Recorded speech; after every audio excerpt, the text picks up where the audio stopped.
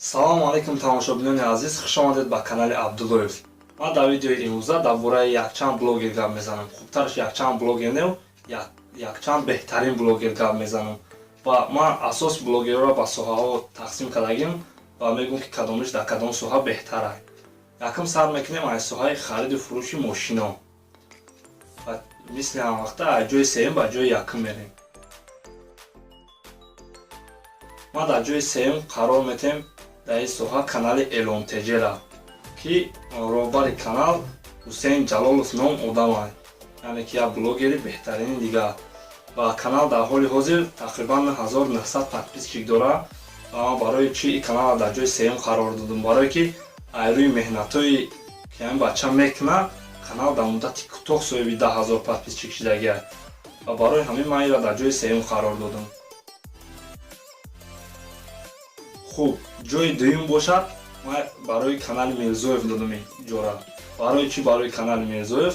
Барое ки айрӯи подписчикошам яъне зиёдтар аст ва канал бигем мошинои фурӯширо бисёртар нишон медиҳад. аз ҳамин хотир ман инро дар ҷои дуюм мондагим. Ногуфта намонад ки роҳбари канал Мирзоев Некрӯз ва худи канал бошад дар ҳоли ҳозир тақрибан 48 000 подписчик дорад. ва мегузарем ба ҷои якум дар соҳаи хариду фурӯши мошино. Ман ин ҷора додам дар канали Мошин ТЖ. ва ба кадом сабаб? Ба сабабе ки ин канал ҳам дар бораи мошинои фурӯшӣ, яъне ки мошинои фурӯширо видео карда нишон медиҳад, ҳам нархҳои мошиноро аз мошинбозор нишон медиҳад, ҳам дар бораи маркаҳои мошин маълумот медиҳад. шкеле ки худтон рӯи экран дидестен суратоша.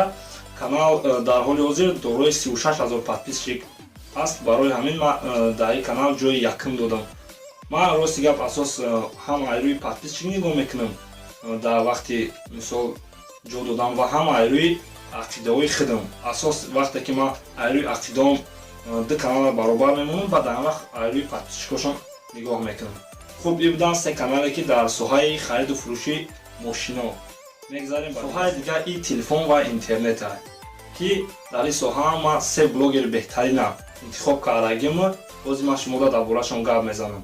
дар ҷои сеюм қарор дорад дар ин соҳа канали Веймас ТВ, ки роҳбари гурӯҳ Самиев Умед ном блогери тоҷик аст. ва дар ҳоли ҳозир канал дорои 7800 подписчик мебошад. худи канал бошад моҳи октябри соли 2016 кушода шудагӣ, яъне ки дар ютуб ҳамин сол регистратсия кардагӣ. Канал барои чӣ дар ҷои сеюм қарор дорад? Ман ҳамаи каналҳое ки дар бораи телефону интернет бигем ки видео мекунам беҳтарин меҳисобам. Ман барои ҳамун айрӯи подписчики подписчикош камтар аст, ман ин каналро дар ҷои сеюм гузоштам. ҷои дуюма ман додам дар канали роҳнамо. роҳбари канал Мубориз Аҳадов ном блогери тоҷик. ва канал дар ҳоли ҳозир 53 000 подписчик дорад. худи канал бошад моҳи октябри соли 2012 кушода шудагӣ аст. Канал беҳтарин дар бораи мисол телефон маълумотҳои беҳтарина медиҳад ва боз видеои ҷолиби дигарам дорад. дар ҷои якум бошад дар соҳаи телефон ва интернет, хеле ки ҳамаи шумо медонед, канали Хайрлоев аст. ман фикр мекунам ин якумин канале буд ки ман дидам дар бораи телефонҳо ба забони тоҷикӣ кардагӣ буд. ман дигарҳоро намедонам, не ки ман якум ҳамин каналро дидам ки дар бораи соҳаи телефон ва интернет ва ҳатто сумкоркунӣ аз интернет ҳам видео кардагӣ аст. роҳбари канал Аҳрор Хайрлоев. Канал дар ҳоли ҳозир соҳиби 69 000 подписчик мебошад ва худи канал моҳи августи соли 2016 кушода шудагӣ аст. ва ин канал на танҳо бигем ки дар бораи интернети телефон, балки дар бораи монтаж кардан ба телефонам нишон медиҳад видеоурокҳои беҳтарина. ин буд се канал дар соҳаи телефон ва интернет. мегзарем ба соҳаи дигар. соҳаи дигар, ин соҳа дар бораи варзиш, яъне ки хабарҳо аз футбол. ман дар ин соҳа танҳо ду канал ёфтам, яъне ки сеюм канал наёфтам. ва ҳамин ду каналам дар ҷои дуюм қарор дорад канали 11 бозингар, роҳбари канал Маҳмадёр Гаиров. ва канали дигар бошад ин канали Майдон ТЖ, ки пештар ном дошт Таҷвидео. хеле ки медонед, роҳбари канал Мирзаев Гаиров аст. Канали Майдон ТЖ дар ҳоли ҳозир 43000 подписчик дорад ва худи канал боша моҳи октябри соли 2017 кушода шудага. Ва ҳозир ҳамин хабарҳои нав дар бораи футбола ҳамин каналда ёфта метавонед шумо. Ва соҳаи панд, насиҳат ва беҳтарин шеърҳо, яъне ки каналҳои мотиватсионӣ бигем ҳам хато намешавад. Ман дар ин соҳа 3 канала ёфтам беҳтарин каналҳоро. Дар ҷои сеюм дар ин соҳа қарор дорад канали Умеди Раҳмат. Яъне ман инро айрӯи подписчикаш кам будан аз дигар каналҳо поёнтар мондам. Канали Умеди Раҳмат ки роҳбари канал худи акай Умед ҳастам, Умеди Раҳмат. Канал моҳи июни соли 2013 кушода шудагай, дар ҳоли ҳозир дорои 74000 подписчик аст. Дар ҷои дуюм бошад дар ин соҳа қарор дорад канали Садои Умед ки роҳбари канал Умеди Юсуфзод ном блогери тоҷик аст. Канал моҳи ноябри соли 2017 кушода шудагай ва дар ҳоли ҳозир дорои 89000 подписчик мебошад. Ва ин канал боз беҳтарин видеои дига ҳам дорад, ғайр аз видеои панд насиҳативу қиссаҳои нақлкардагиш. Ва дар ҷои якум дар ин соҳа ҳеҷ кас нест ба ғайр аз канали The Films TJ, яъне ки канали Диловар Сафаров. Роҳбари гурӯҳ, роҳбари худи канал Диловар Сафаров аст ва канал дар муддати кӯтоҳ, яъне гӯем ки дар муддати кӯтоҳ соҳиби ҳамин қадр подписчик шид. Худи канала моҳи декабри соли 2014 сохтагианд ва дар ҳоли ҳозир канал соҳиби 100,000 подписчик шудагиаст. Ва фикрам дар ҳамин муддати замонои, яъне ки якчанд рӯзи охирда соҳиби 100,000 подписчик шид. Кай Диловар, табрик. шумо дар канали The Films TJ беҳтарин суханҳо, беҳтарин шеърҳо ва беҳтарин қиссаҳо ки акай Диловар Сафаров баҳри шумо яъне ки тайёр кардага метавонед дарёфт кунед. Мегзарем ба соҳаи хабарҳо, яъне хабарблогерҳо. Блогерҳое ки бисёр хабарҳое ки наву тоза аст баҳри подписчикояшон пешниҳод мекунанд. Ва ҳамчунин иёра мо 3 блогери беҳтаринша гирифтагем баҳри шумо нишон метиҳем. Дар ҷои сеюм қарор дорад канали Гап Надорум. То ҷое ки ман сомонаҳои иҷтимоиш кофтам, номаша ҳамчун Фарик Смок ёфтам. Яъне роҳбари канал Фарик ном блогери тоҷик. Ҳаматон мешиноседша. Канал дар ҳоли ҳозир дорои 117,000 подписчик ҳаст. дар ҷои дуюм бошад канали Голос Мигранта қарор дорад. роҳбари ин канал Ҳабибулло Қурбонов ном блогери тоҷик мебошад.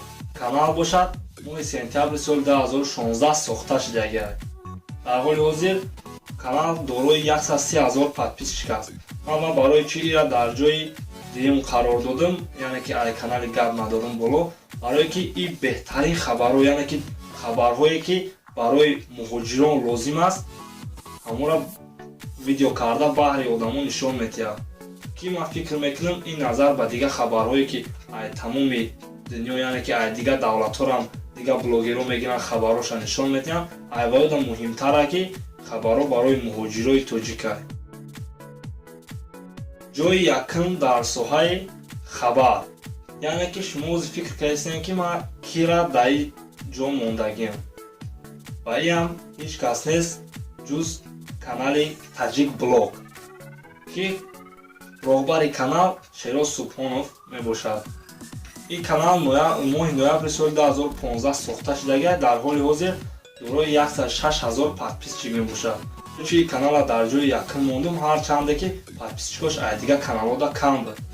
барои вай ки ин канал тарзи гапзаниш, яъне бигем ки озод хича ҳис карда гап мезанад дар видеоҳош ва бисёр фақат хабар мепартояд. ранги мисол дигар каналҳое ки дар бораи хабаранд, дигар видео ба дигар мавзӯъ намепартояд, фақат корш дар канал видеои хабарӣ тайёр карда партофтанад.